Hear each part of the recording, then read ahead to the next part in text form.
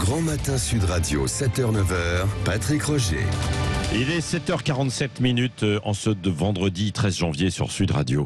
Sud Radio vous explique, la France redevient exportatrice d'électricité. Après avoir importé pendant toute l'année 2022, bien sûr, en tout cas en rapport net. Nous sommes avec Yves Marignac, qui est porte-parole du groupe Négawatt, association qui regroupe les professionnels de l'énergie, experts justement sur le nucléaire et l'énergie. Bonjour Yves Marignac. Bonjour.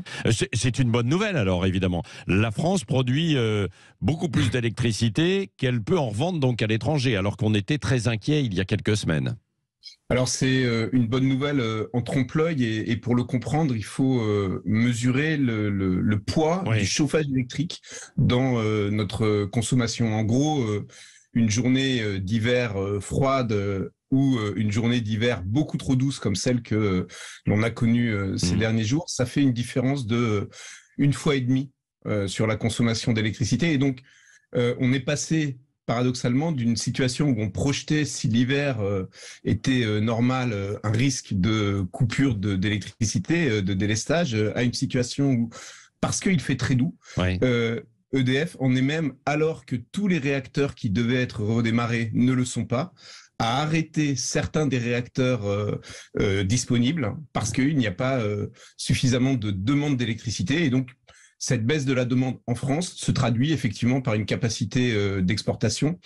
Voilà, mais même économiquement, ça n'est pas réellement une bonne nouvelle parce que, certes, ça permet d'écouler de la production, mais pas du tout de manière rentable pour EDF qui continue en réalité à accumuler les pertes. Oui, bon, c'est difficilement compréhensible quand on n'est pas spécialiste, mais là vous nous l'expliquez assez simplement. Mais par exemple, la semaine prochaine, il va faire très froid, puisque vous évoquez ces températures. Est-ce que ça veut dire que là, de nouveau, il va y avoir des tensions sur nos réseaux alors ? Alors oui, dès que le froid va revenir, la consommation liée au chauffage électrique va remonter. Pour fixer l'ordre de grandeur, les pics, ce qu'on appelle les pointes de demande électrique que l'on connaît régulièrement chaque année se situe autour de 90 gigawatts. D'accord ? La puissance du parc nucléaire lorsque tout fonctionne, c'est un peu plus que 60 gigawatts. Et la part du chauffage électrique lorsqu'on est à 90 gigawatts de demande, c'est environ 30 gigawatts. Donc vous voyez que le parc nucléaire, il est à fonctionnement à pleine puissance, il est en fait, il va au-delà d'une consommation sans chauffage électrique, mais il n'est pas suffisant pour couvrir toute la consommation avec ce chauffage. C'est pour ça que la température est vraiment l'indicateur premier pour identifier le risque de coupure. Alors, EDF a quand même redémarré un certain nombre de réacteurs par rapport avant l'hiver, ce qui sécurise un peu le système. Il y en a quand même moins disponible que normalement à cette époque, donc le système a moins de marge, donc le froid va remettre le système en tension.